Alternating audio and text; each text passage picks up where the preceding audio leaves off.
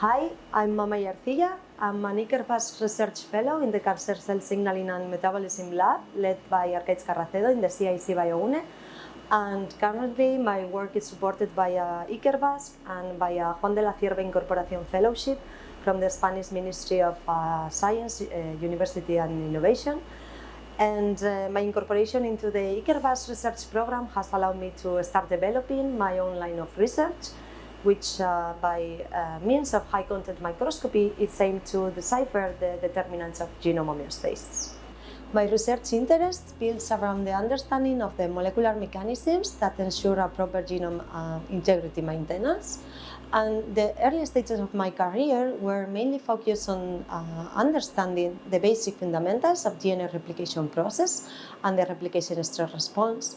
And then complementarily, during these years, I have exploited more multidisciplinary approaches to try to understand how some genes that are involved in cell proliferation have also a major role in the gain of aggressive and metastatic features.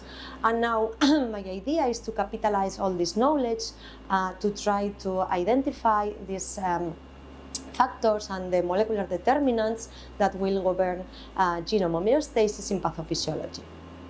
Cell proliferation is essential for life, and alterations in this process can lead to the development and maintenance of diseases such as cancer. And that's why cells have several mechanisms to ensure that the DNA is properly duplicated and divided. But yet there are some naturally occurring situations in which cells become more tolerant to the gain of mutations, and this allows the cellular revolution, which will give fitness to the cells and will improve their probability to survive. So in this regard, the molecular mechanisms that regulate the cell proliferation process are quite known and have been well studied, but yet how this relates to the gain or prevention of the mutagenic capacity, in particular physiological and pathological conditions, is poorly understood.